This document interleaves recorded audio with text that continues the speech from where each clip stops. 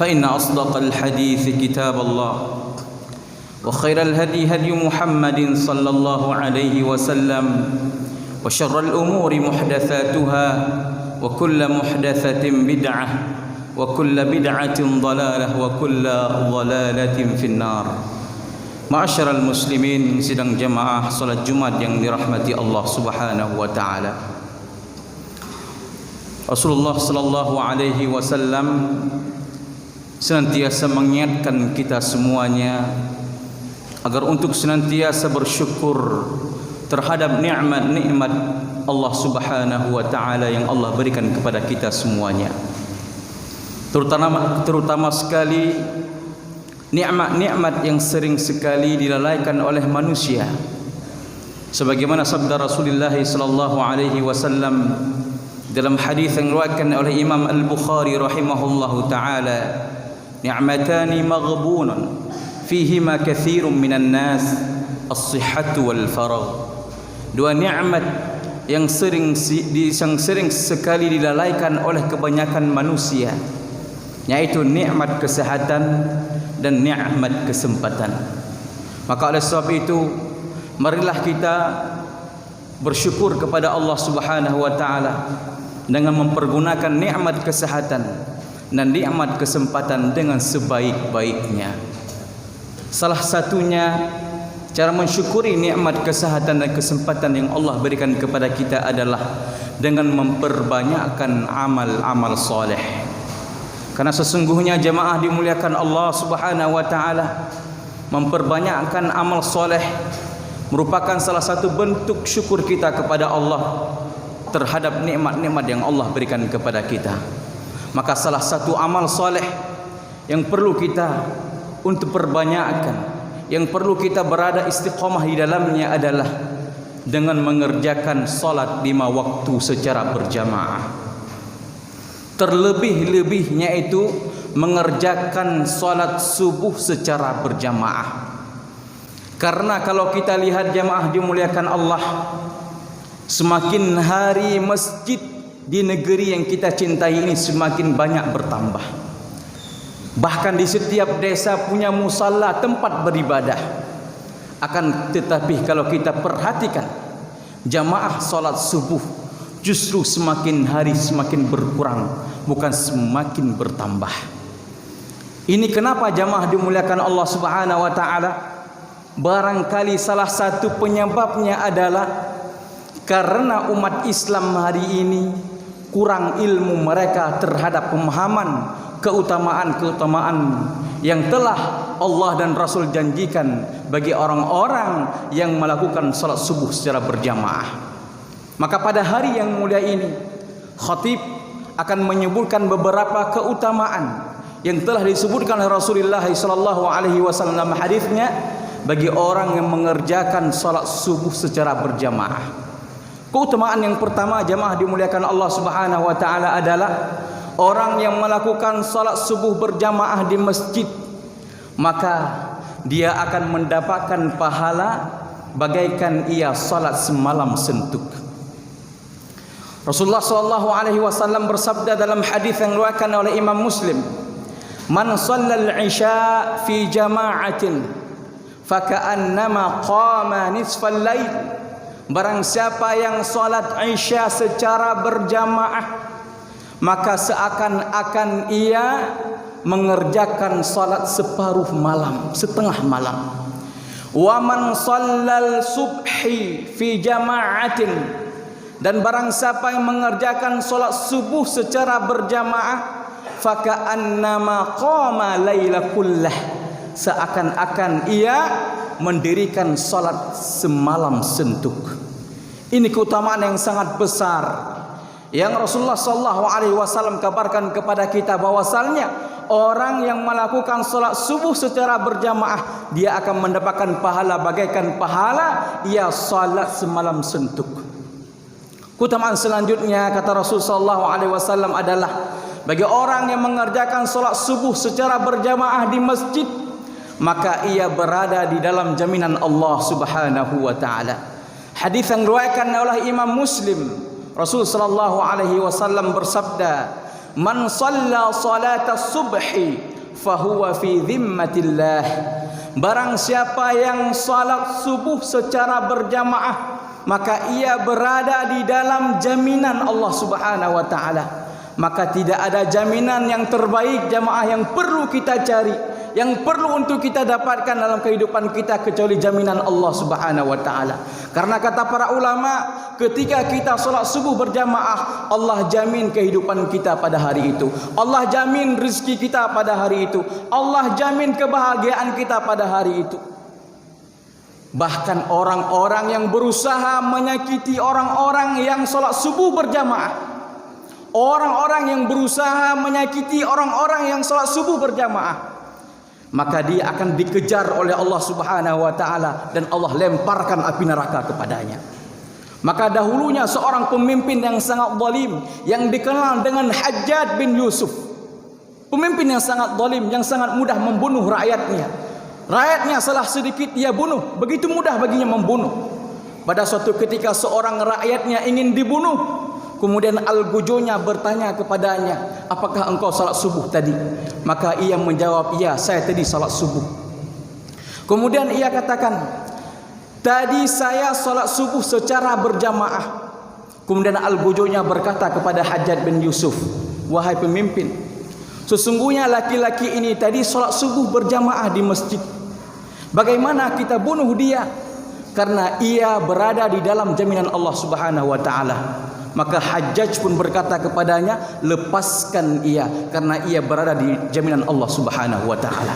Ini keutamaan yang Allah berikan kepada orang yang salat subuh berjamaah. Kemudian keutamaan selanjutnya adalah orang yang salat subuh berjamaah di masjid, maka dia akan digolongkan termasuk kepada golongan orang al-abrar. Rasulullah sallallahu alaihi wasallam bersabda di dalam hadis yang diriwayatkan oleh Imam At-Tabarani dengan sanad yang hasan, yang dihasankan oleh Syekh Albani rahimahullahu taala. Kata Rasul sallallahu alaihi wasallam, "Man tawaddaa fi baitihi." Barang siapa yang berwudu di rumahnya, thumma atal masjid, kemudian ia datang ke masjid, thumma yusalli rak'ataini qabla al-fajr, kemudian ia salat 2 rakaat sebelum salat subuh, itu salat sunnah fajar. Summa jalasa, kemudian ia duduk hatta yusallil fajr, sehingga ia salat subuh berjamaah.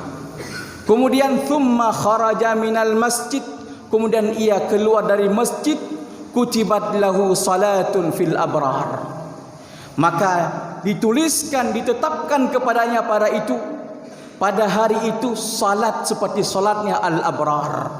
Apa itu al-abrar jemaah dimuliakan Allah? Al-abrar, mereka itulah orang-orang yang berbuat kebaikan dan mereka berlebih-lebihan dalam berbuat kebaikan. Mereka lebih dalam berbuat kebaikan. Ketika ia salat, ia tidak mencukupi salatnya dengan salat wajib saja, akan tetapi juga dengan salat sunnah.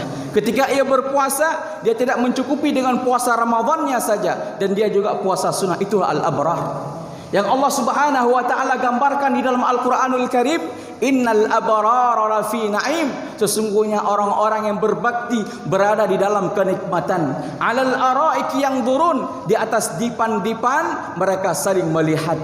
Ta'rifu fi wujuhihim nadratan na'im, dan kalian mengenal mereka di wajah mereka dengan penuh kegembiraan. Yusqauna mir rahiqim makhtum, kemudian mereka dituangkan kepada mereka khamar-khamar yang murni, yang tidak memabukkan, yang masih tersegel khamar tersebut. Khitamuhu misk, yang mana segel tersebut itu dari kasturi. Wa fi dzalika falyatanafasil mutanafisun, pada yang demikian hendaklah mereka itu saling berlomba-lomba. Itulah al-abrar jemaah dimuliakan Allah. Maka orang yang salat subuh, Allah akan memasukkan mereka dalam golongan al-abrar. Sedang jemaah Jumat dimuliakan Allah Subhanahu wa taala. Keutamaan selanjutnya bagi orang yang mengerjakan salat subuh berjamaah adalah mereka akan dikirimkan kepada mereka, yaitu penjaga khusus dari para malaikat. Penjaga khusus dari para malaikat. Hal ini berdasarkan sabda Rasul sallallahu alaihi wasallam dalam sebuah riwayat yang mauquf, akan tetapi riwayat ini mempunyai hukum marfu yang disahihkan oleh Syekh Albani rahimahullahu taala. Kata Rasul sallallahu alaihi wasallam, "Balaghani annal malaka yaghdu bi rayatihi ma'a awwali ma yaghdu ilal masjid." Sampai kepadaku bahwasannya malaikat itu akan pergi dengan membawa bendera kepada orang yang pertama sekali keluar dari rumahnya menuju ke masjid untuk salat subuh berjamaah.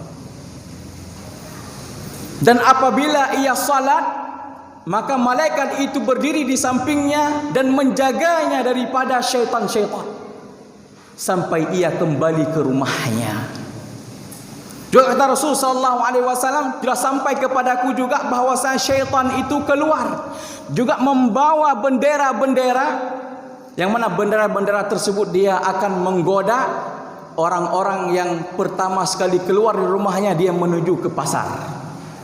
Jadi kalau orang yang keluar dari rumahnya pertama sekali dia tuju pasar, yang menjaganya adalah syaitan.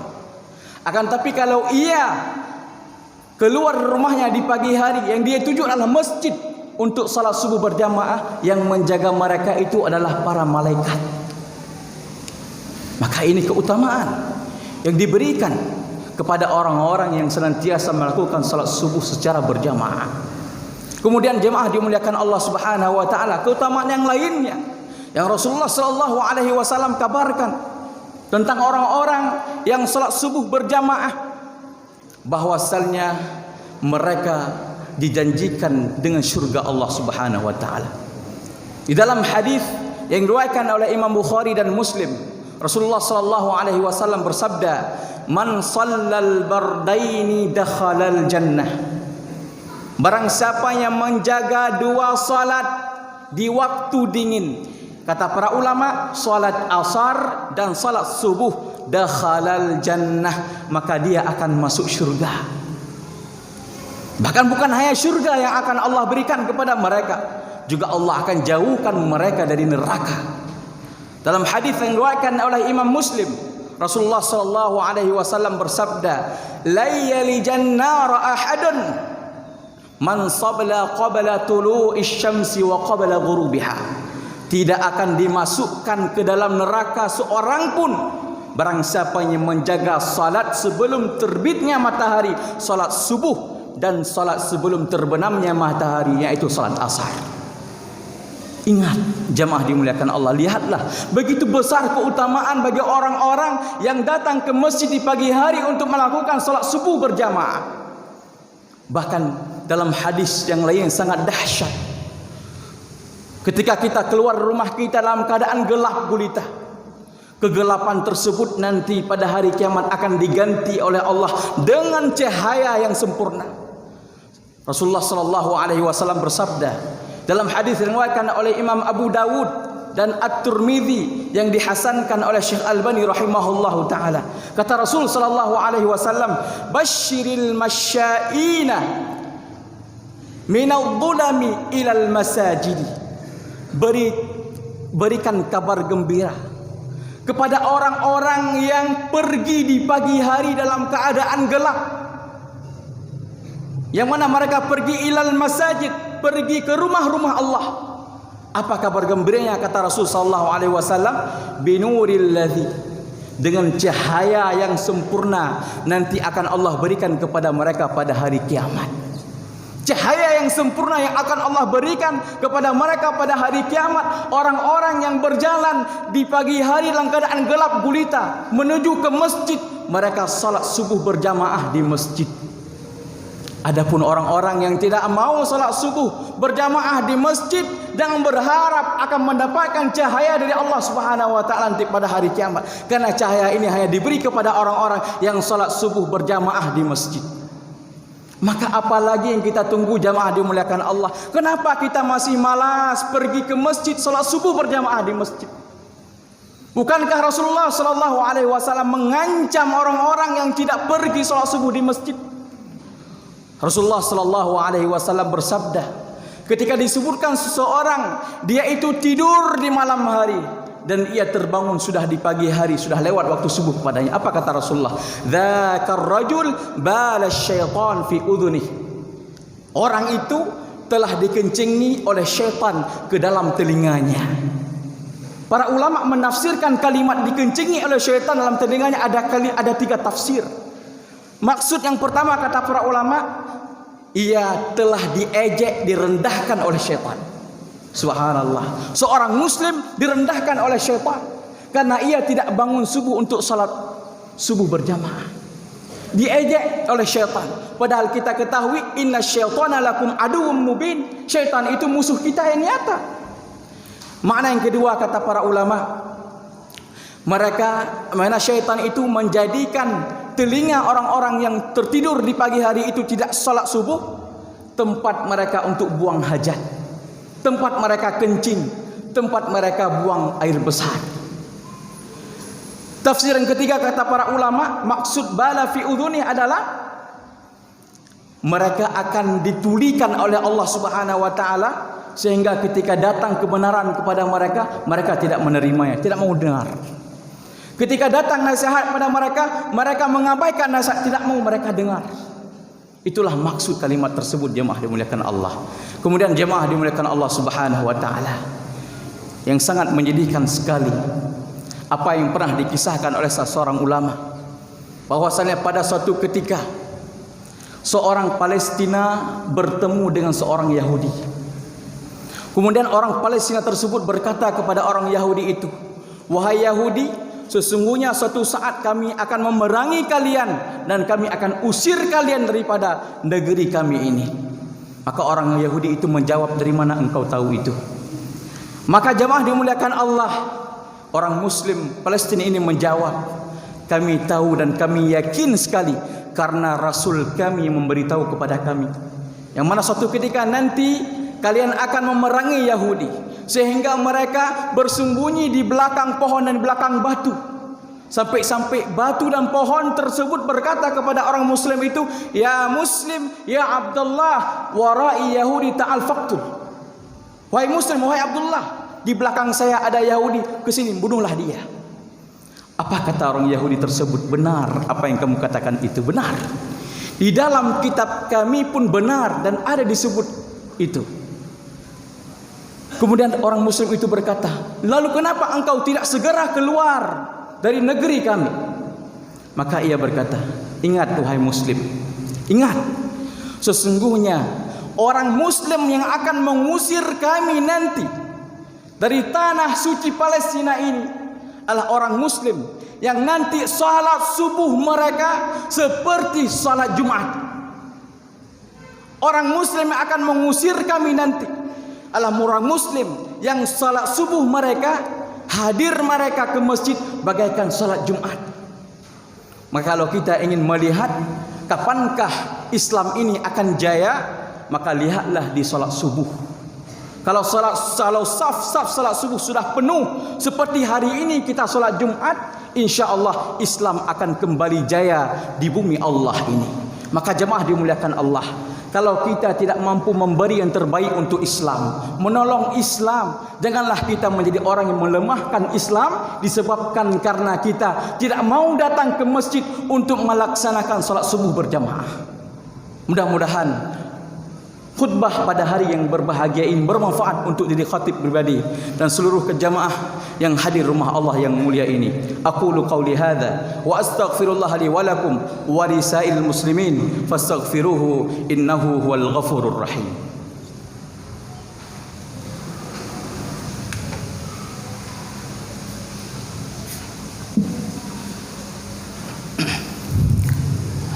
Alhamdulillah wa kafa, wassalatu wassalamu ala ibadihi alladhina istafa.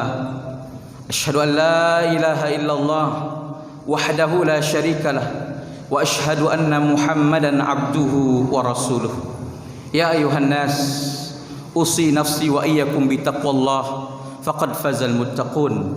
Haitsu yaqulu Allah azza wa jalla fil Qur'anil Karim, ya ayyuhalladzina amanu taqullaha wa qulu qawlan sadida yuslih lakum a'malakum wa yaghfir lakum dhunubakum wa may yuti'illaha wa rasulahu faqad faza fawzan 'azima.